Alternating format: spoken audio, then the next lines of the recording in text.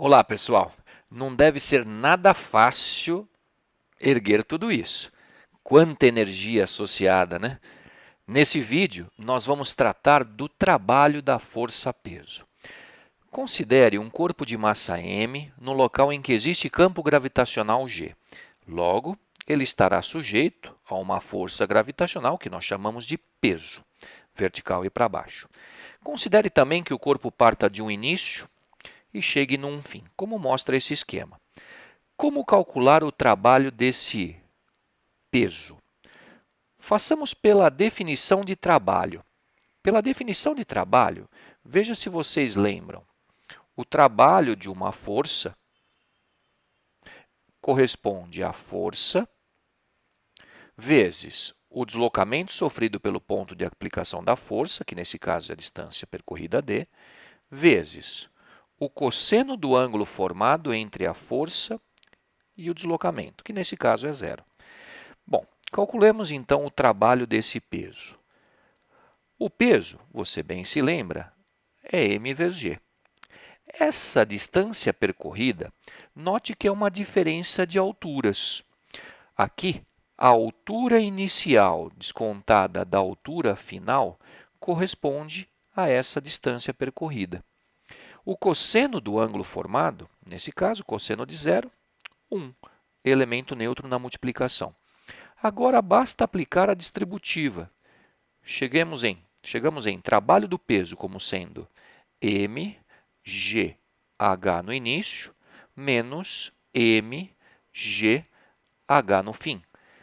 Repare, note uma relação bem interessante. Trabalho de uma força como uma alteração de uma grandeza que, a partir de agora, receberá o nome energia potencial gravitacional. Note que ela depende da posição, as alturas, e potencial de ganhar movimento. Um corpo de massa m que está num campo gravitacional tende a ganhar movimento. Resumindo, como é que fica então o teorema da energia potencial para o caso gravitacional? Fica assim escrito: o trabalho do peso como sendo energia potencial gravitacional no início, descontado da energia potencial gravitacional no fim. Essas energias podem ser assim calculadas. Lembra? mgh no início, aqui mgh no fim.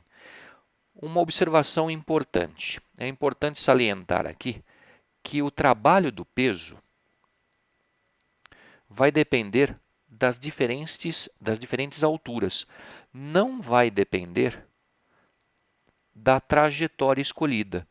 O trabalho dessa força não depende do caminho. Não depende da trajetória. Depende apenas das posições inicial e final. Depende das alturas. Ok? Fica assim, então, calculado o trabalho do peso. mgh no início menos mgh no fim.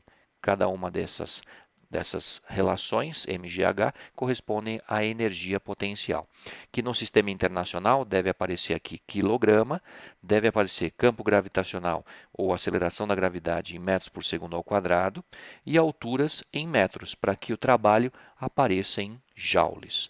Lembrando também que dentro desse trabalho temos a força, que deve ser em newtons, e o deslocamento em metros. O newton vezes o metro dá o joule. Perfeito? Fazendo agora um resuminho rápido. Se um corpo desce na descida, o peso ajuda. Logo, ele deve trabalhar de forma positiva, de forma motora. Quando você tem uma alteração, né, de altura, que eu simplesmente chamo de h, direto, para você calcular o trabalho do peso, basta você pensar que é o mgh. Esse h já entra a ideia de que já variou a altura. Agora, na subida, o peso atrapalha. Lembre-se que o peso é sempre vertical para baixo. Então, na subida, o peso deve trabalhar de forma resistente. Corresponde a menos mgh. Então, esse h já é uma diferença de alturas, ok?